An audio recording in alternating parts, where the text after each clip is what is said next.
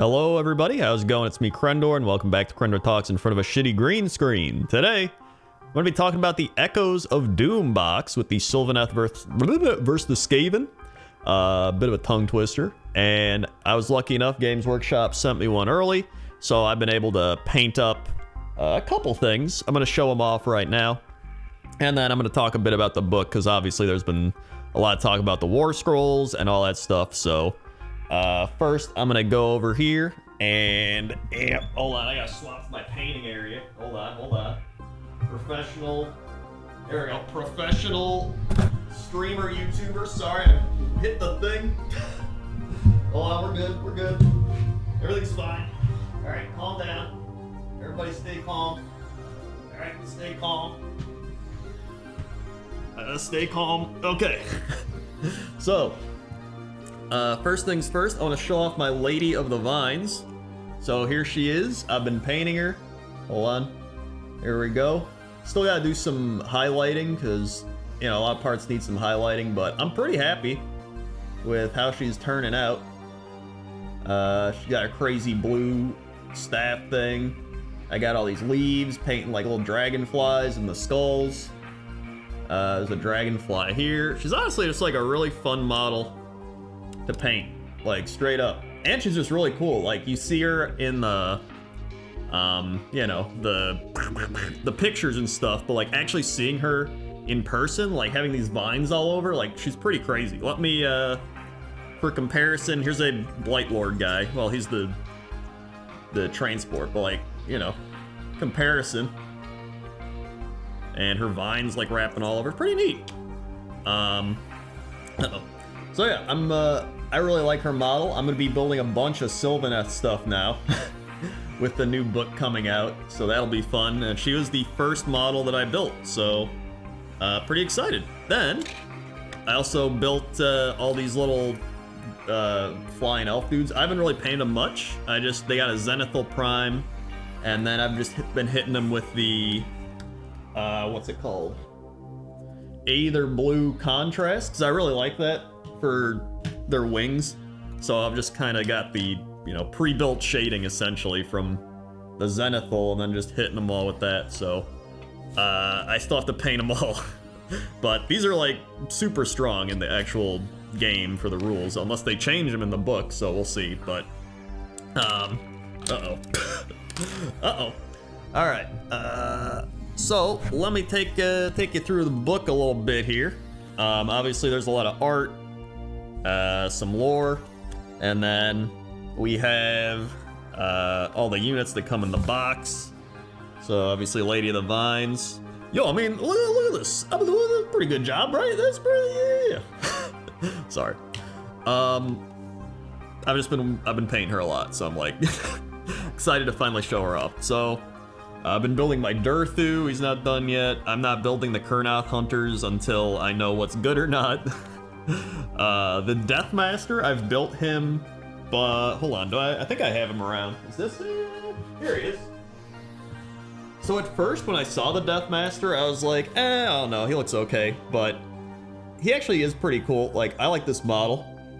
I'm actually not even a big fan of these little things they put a lot of the new Skaven on, the little sewer pipes and all that, but I actually think he's pretty cool. This model grew on me. Now, here's the thing. Would I...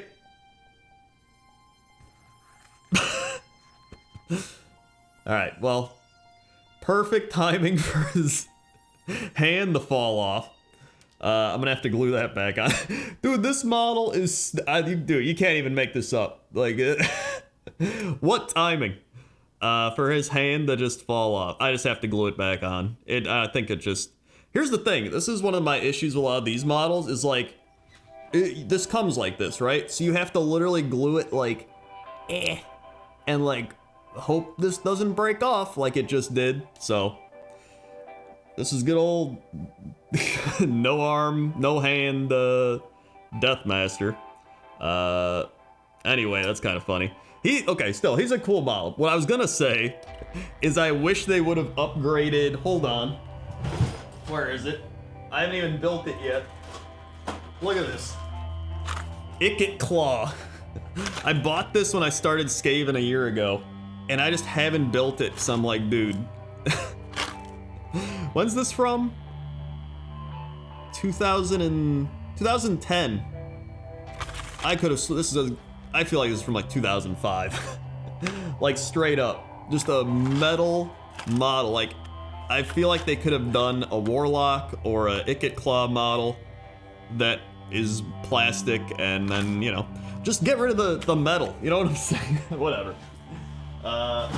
Or the warp grinders and the warp throwers and the Gatling gunners, they're all metal too, so I would have liked those, but I guess that's what people are upset about, right?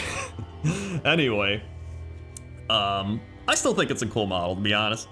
And then they're just showing off some other stuff like the Screaming Bell and all your typical things. But take a look at these war scrolls, right? So Lady of the Vines is pretty crazy. So she's got 8-inch move, 10 wounds, 3 up save, 10 bravery. She's 2 spells to cast, 2 unbinds. Friendly Sylvaneth within 6 are treated as being wholly within 6 inches of an awakened wildwood in your army. So we don't know what the new rules for that'll be, but that's good, I guess. And at the start of the combat phase, if this unit is within 3 of any enemy units, you can say it will either create a protective barrier or ensnare foes. If it creates a barrier, subtract 1 from hit rolls that target this unit until the end of that phase. If it ensnares, add 1 to hit rolls for attacks made by this unit until the end of that phase. So that's pretty cool. Once per battle, if the unit's on the battlefield at the end of your movement phase, you can say it will call on its allies. Roll a dice. On a 2-up, you can summon a unit of 10 dryads, and they're 9 inches away, or in an overgrown terrain feature, awaken wildwood in your army. Oh, and wholly within a terrain. Okay, so they have to be either within the terrain feature that's overgrown, or in the wildwoods. So overgrown terrain is a new thing, which is actually going to be pretty cool, I think, because it's a way to turn terrain into like wildwoods, essentially, I guess. I don't know, we'll see. And then she has the spell, which is fantastic. Casting value 7, range 12. Pick a Sylvaneth unit and have a ward of 5+ while they are wholly within the range of the caster. So 5-up ward. Pretty good. So yeah, and then she's just strong, you know. She's got a ranged attack that's kind of all over the place. 2x2 -1. D6 damage, so if you hit it, you could do a lot, potentially, but 2s, but, you know, the amount of times I've rolled 1s on these. And then 3 attacks, 3x3 -1, D3, and then 4 attacks, 3x3 -1, 2 damage. So, okay. Kurnoth Hunters seem okay, I guess. I mean, I'm hoping they change them again, because this has happened before, where they do these battle boxes, and then they change the war scroll, so I'm hoping, like, I feel like they should at least be 3x3s, or it almost feels like these guys are artillery, you know what I mean? So if they're gonna have 30-inch range, I don't mind them having like 4x3, but like give them -2 rend at least. I mean, look, they're big-ass trees shooting bows, dude. They should have -2 rend. They're gonna pierce some stuff, and then like 2 damage, I guess, is all right. But like they're adding a attack characteristic to the melee weapons. Like, why? They don't want to fight in melee. Like, just give them the bow attack. So you would have, what, 3, 4, 5, 7 attacks, 4x3, -2 damage? Like, at least that would be good. Like, they should just be artillery pieces, you know what I mean? That's what I feel. And then if they get into combat melee, they're at least, like, sturdy, I guess. These are insane, though. So we have the Gossamid Archers. These are new. 12-inch move, 5-up save, 2 wounds, 6 bravery. They can add 1 to the attack characteristic of the bow. Of course, they get it. Why don't they get it? Anyway. Like, I can get this if you're doing, like, sword trees, the melee Kurnoth dudes, right? But, I don't know. If the unmodified hit roll for an attack made with a bow is a 6, the target suffers D3 mortal wounds and the sequence ends. Okay, that's insane. So straight up, that's just insane. And then if this unit has 2 or more models and it is coherent, if each model in the unit is within 2 inches horizontally of at least 1 other model in the unit instead of 1, which is pretty great. And then, because unit coherencies honestly messed with me so many times. And then after this unit's received Unleash Hell, and all of its shooting attacks have been resolved. If this unit is within 3 inches of enemy units, you can roll a dice. On a 2-up, this unit can retreat. So this is also insane, because you obviously save Unleash Hell for whenever they're gonna get charged, and then you fire, and then you just flee, unless you roll a 1. So they're just gonna keep like flying all over the board as you chase them around. So the only way to kill these things is like magic, shooting, and hoping they roll a 1. Or if they run out of command points or something and they can't do that. So these are still crazy. Plus they're just 2 attacks 3x3, and there's 5 of them. And then you're getting the +1, so you're getting 11 attacks 3x3, 1 damage, no Ren. But like at the same time, you're just fishing for mortal wounds, you know? So, and then anything else is a bonus. So honestly, from all the Sylvaneth stuff, oh, here's the final one, is the new Spirit of Dirthu, who I've played against. But I didn't really know much about. But I guess he's vastly improved here. Well, not vastly, but like better than what he was. He's got 5 move, 14 wounds, 3 up save, 9 bravery. I think he used to have 12 wounds or something. He's got a missile weapon, which is 6 attacks, 4x3, -1, 2 damage. Oh, I think this is what changed. He scales. I think he used to be 0 to 3 wounds, and now it's 0 to 6. So it takes longer to table him. That's what I'm trying to say. And then he's got 3-inch range, 3 attacks, 3x3, -2, 6 damage. So that's the one you want to hit with. And then his talons are 2 attacks, 2x2s, -2, 3 damage. So when he hits you, he hits hard. And he's a monster.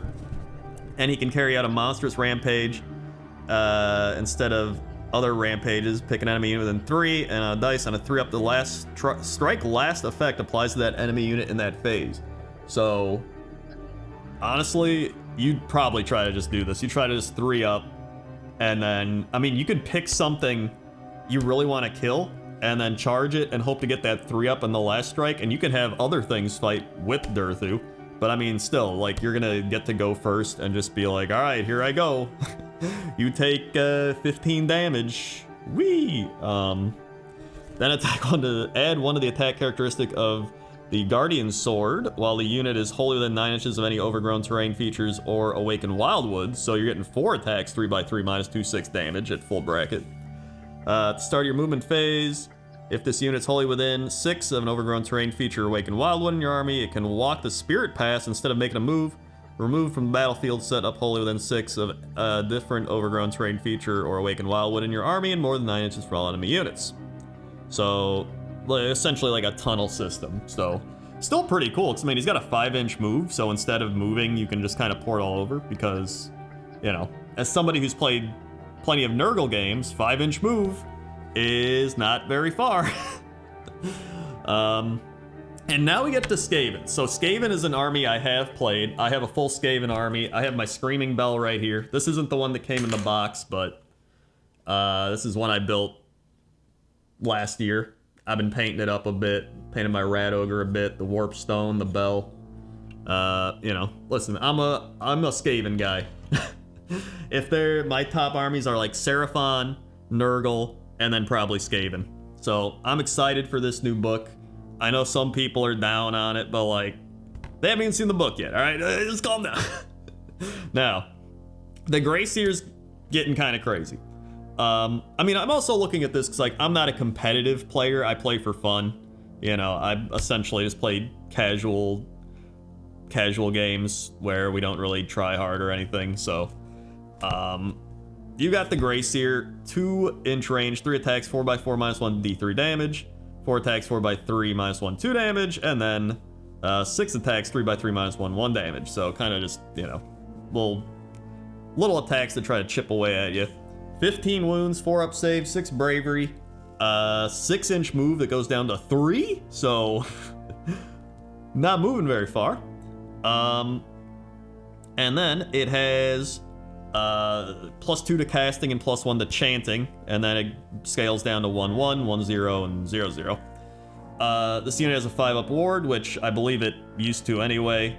And in addition, at the start of the hero phase, you can say this unit will beseech the Horned Rat instead of attempting to cast spells. If you do so, it is treated as having the priest keyword instead of the wizard keyword, which is really cool. I like that. So it can just essentially swap between being a mage or a priest. So now that leaves me thinking that the Plague Furnace, the one you can build with the priest on it, can probably swap from being a priest to a mage, I would imagine.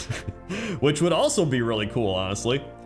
This unit cannot move unless it starts to move within 6 of 10 or more friendly Skaven models. So still has that rule. Add the avalanche energy value on this unit's damage table with casting chaining rolls for the unit.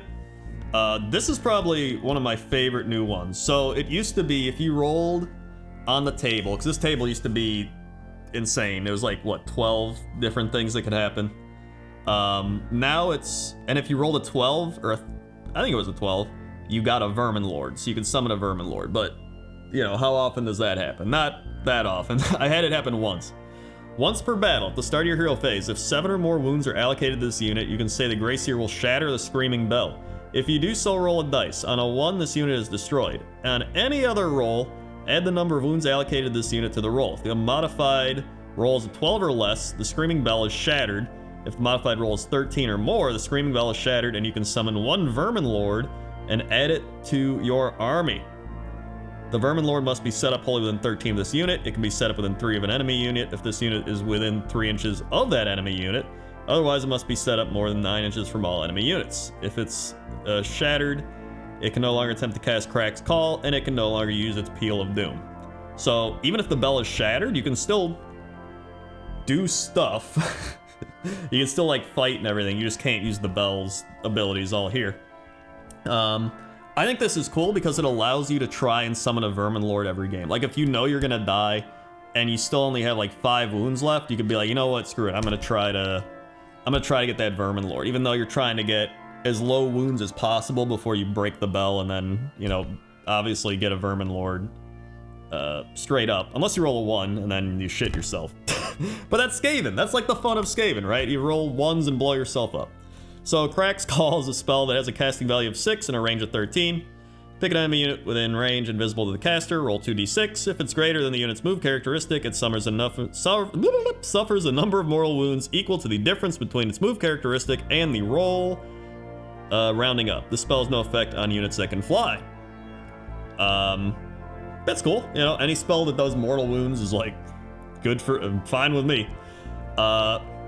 So I actually like the simplified new Peal of Doom. I know obviously there's gonna be people that dislike it, like it, whatever. I like that it's simplified. I had this similar thing happen with the Engine of the Gods, and you know, I'm fine with it. I enjoy the simplification of a lot of the things in the game. I don't mean like dumbing them down, you know what I mean, or making them bad or whatever. I just mean like I think there's something to simplicity, you know what I mean? So this unit suffers D3 mortal wounds that cannot be negated. So on a 1, you literally are just like... 2. Add 6 inches to this unit's move characteristic until your next hero phase. That's nice to get. Love movement. Until your next hero phase or this is 3, subtract 1 from hit rolls for attacks made by enemy units that are within 13 of any friendly Screaming Bells for which you rolled this result in this phase. That's very nice. And it's not wholly within, it's within, so that's, you know, park it somewhere around the enemy and then just a giant -1 to hit bubble. Like, that's great. So they have to, you know, all out attack just to get back to normal. Deafening Peals. Until your next hero phase, roll a dice. Each time an enemy model is picked to issue a command while it is within 13 of any friendly Screaming Bells for which you rolled this result. On a 5-up, that cannot be issued. Like, this is okay, I guess. I mean, I'd rather it be like a 4-up. Like, give me the 50-50, you know what I'm saying? Especially because you already rolled a 4, and then, you know, I guess it is within 13, so you have a decent range on it, but still, it's like, I think for that, it should be like a 4-up, like, personally, or there should be a way to bump it up. Maybe there is, we'll see. 5, until your next hero phase. After this makes a charge move, you can pick 1 enemy unit within 1 of this unit and roll a dice. On a 2-up, that unit suffers D6 mortal wounds. That's pretty nice. So you just get a D6 mortal wounds on the charge. So you want to roll this when you're about to charge. That's the problem. Is if you roll this like turn 1, you're just like, well, shit. And then on a 6, at the end of this hero phase, roll a dice for each enemy unit that is within 13 of any friendly Screaming Bells for which you rolled this result. On a 4-up, they take D3 mortal wounds. You know, I mean, anytime you're gonna do mortal wounds, cool, but again, like, why is this a 4-up? This is a 5-up. Like, just make them both 4-ups. Maybe they will in the actual book. Again, like, they changed Night Haunt stuff, they changed Fire Slayer and Deepkin stuff. You know, not everything, but they would change, like, little things. So I'm hoping that maybe they make that a 4-up, they tweak some stuff, we'll see. Overall, I think, you know, I still think this is a fun thing to play. It seems like it'll be fun. We have to see the allegiance abilities, though. That's going to be the big one. Then over here, we have Deathmaster. So here's the Deathmaster. I never used the old Deathmaster, but from the looks of it, it seems like his big thing is unmodified hit rolls for an attack made by a 6. Makes the target suffer D3 mortal wounds and the attack sequence ends. So it pretty much seems like he wants to roll 6s and do mortal wounds. Because he's got 5 attacks, 4x4 D3. Because, you know, much like the archers we looked at, this dude essentially is just fishing for 6s, looking to do those mortal wounds. Which, it's nice because he has a 12-inch range, so he can do that. And, you know, use a ranged attack to do mortal wounds, which is nice. And then in his melee ones, 3x3 -1 D3. So if he doesn't get him on the melee, he can still hit decently. But he has the same rule the Skaven update Kragnos book had, which is when you select this to be part of your army, you can pick a clan rat or storm vermin unit on your army roster to be the unit which this unit's hiding. So you can hide within those units, and that was like, it's really good to do. I had a few Gatling gunners or Rattling gunners that did that, and they would end up popping out and doing a bunch of damage. And then you cannot hide more than one Deathmaster in the same rat or vermin unit. Start of the combat phase, if this unit's hidden, you can reveal it. In addition, if the unit in which the unit is destroyed, you must reveal this unit before the last model in the unit which is hidden removed play, and set it up within 3 inches of the unit which was hidden. If the unit was revealed because the unit in which the unit was hidden is destroyed, the unit suffers a mortal wound after it's set up. That's a lot of words, but, you know, he essentially can hide in rats and pop out and do stuff. That's what it is. So, you know, cool. I think that's neat. I'm hoping they're doing this a lot for the new Skaven book, because I think this is just a fun rule to have. You just have hordes of rats, and then, you know, a guy pops out, and he's like, bleh! He throws mortal wounds at you, and you're like, wah! I didn't expect that. Or you don't know which pack is going to have the mortal wound rats in it, you know what I mean? So, I think he's okay. You know, and he can run and still shoot later in the turn. So that's also nice. So he's got 7-inch move, and he can run and still shoot. So can't charge, but you know, run and do mortal wounds. I mean, he could potentially go 13 inches and then shoot 12. So that's pretty solid, I'd say. And then finally, we have the clan rats, which they are 6 move, 5 save, 4 bravery, 1 wound. So it used to be, I think they were a 6-up save, and their shields gave them +1. So now they just get it, which is nice. 4x4s, no rend, 1 damage. 5x4s, no rend, 1 damage, but 2-inch reach on those rusty spears. And they can retreat and still charge with a bearer. They can add 2 to run rolls if they got a bellboy. And then at the end of the battle shock phase, you can return D3 slain models to this unit. So I like this rule a lot. And I know some people are like, the Screaming Bell lost the bravery bubble. It lost the bravery bubble, right? But what I'm hoping for, all right? I don't know if this is in the book or not. I haven't seen the book. I know some people like got leaks and all that stuff. I don't have it. What I'm personally hoping for, right, is under abilities, like allegiance abilities, there is a way to kind of do this for like all Skaven units. You know what I mean? Like once per battle, you can bring back D3 models or something, kind of like a rat swarm. You know what I mean? Or maybe a buffed up inspiring, or a buffed up rally. That's what I'm trying to say, right? So like seething swarm. Maybe clan rats even have something like this where it's like a battle line unit can bring back D6 once per battle, right? So I feel like the cool thing about Skaven would be them kind of constantly swarming back, you know what I mean? Instead of like, oh, they ran away. Like, it feels like Skaven would run away, you know what I mean? So, 4 bravery. It's like, So they would run away. I think it, you know, it speaks for itself. I think a lot of the newer armies have been very kind of lore centered. Like when you play Nurgle, it feels like you're playing Nurgle, you know what I mean? Or when you play you know, the Orcs, it feels like you're playing the Orcs, right? Or Deepkin or whatever it might be. And I feel like with this book, or even Night Haunt, right? The new Night Haunt feel very much like now you're playing this cool ghost army and they're scaring you and all this movement. And I feel like that would be the big Skaven thing, is kind of constantly bringing models back, maybe having rally buffs. You know, maybe they run away easily, but they come back easily. So you're like, oh, they fled, but it's like, oh, now just like 7 rats came back. We just rallied on like 4s or something. So that's what I'm really hoping for with the clan rats and, you know, even other Skaven models. Like maybe you lose 2, what do you call them? I was gonna say storm vermin, not storm vermin. The big rats with like mech suits and everything. Why can't I think of their name? But like say you lose 1 or 2 of those and then you're like, oh, I'm gonna do my like once a game and bring back, you know, D3, and then you bring back 2 or something. I don't know, like I feel like there's a lot of ways you could play around with it. So that's kind of the route I'm hoping they go. And then storm vermin are now bodyguards, which I actually like because Skaven didn't really have any bodyguard units, and it seems like they're doing that a lot. So like Seraphon have temple guard. Now these spirit hosts are with the Night Haunt. They can protect heroes, and I think storm vermin are going to be that for Skaven. So friendly Skaven hero within 3 inches of this unit, you can allocate a wound or mortal wound to that hero. Instead of making a ward roll dice. Add 2 if the hero has verminous, and on a 4-up, or I guess a 2-up, it is taken by the storm vermin. So I think it's cool. I like having bodyguards because the amount of times in Skaven your heroes just get blown up is a lot. So I think that's really nice. And they still hit decently, you know, 2 attacks, 3x3, -1/1 damage, 4-up save, 6 bravery. And then the same buffs as the clan rats. But I know some people obviously like running storm vermin the current way they are, but I think I like them this way.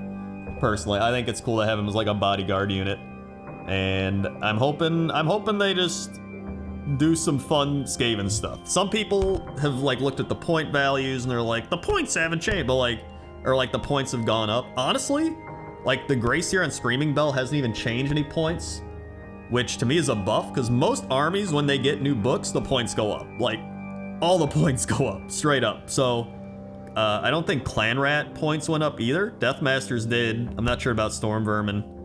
But, you know, if points stay the same in these book updates and stuff, like, that's a good thing. That's essentially like getting lowered points. So, that's my thoughts on the Echoes of Doom. Hold on, let me go back over here now. And, oh boy. Whoa. Hold on, let me switch this around. There we go, we're back. So that's the thing. I kind of just wanted to make this video, show it all off, plus show off my models, plus I wanted to talk a bit about Skaven stuff, because I've seen a lot of negative Skaven things, and I'm like, guys, the book isn't even out yet. Like, if the book comes out and it sucks, I'll be like, alright, this sucks ass. But like, we haven't even seen the book yet. They could have crazy allegiance abilities, and everything stays like similar point values, and you know, some units that seem bad might actually be great. There might be allegiance abilities tied in. There might be sub-factions. Like, there could be sub-factions for like, oh, if you run this, clan rats have higher bravery, or they might have, you know, a bigger maybe D6 come back instead of D3. Like, I don't know. We don't know, right? So it's just, you know, stay calm. You know, at least we're getting a new book. At least it's not Beast of Chaos or Khorne, right? We're not Beast of Chaos or Khorne. That's good. That's good. Because I mean, here's the thing. Like, I remember the Seraphon book came out and people were like, this book sucks. I can't retreat my skinks in combat anymore, because everybody was just trying to play the same way they played before, right? They're like, I can't play the same way I played before. And it's like, well, yeah, now you play differently. It's a new book, it's new stuff. And they're like, this book sucks. And now you fast forward 2 years, everyone's like, this book's broken as shit. So I mean, you know, don't rush to judge things. You know, let things play out. Think about it. Keep calm. We'll see. Here's one thing I really want. which is I really want disease. Okay, because I play Nurgle, right? And I love the disease mechanic. I just love being like, disease! Right? And you give stuff disease, and then on 4-ups, it does mortal wounds at the end of the phase. I would love if the Clan Pestilent got the disease mechanic, and you could run the Plague Furnace, you get the Plague Catapult, you know, your Plague Monks are diseasing people, your Catapult's flinging in disease, it like hits something and it AoE diseases everything around it. Dude, I'm really hoping that's in this book. If it's not, I will be the one complaining on the internet. But that's that. Thanks for watching. Like, comment, subscribe, all that good stuff. And let's hope these books are good. Okay? Okay. See ya.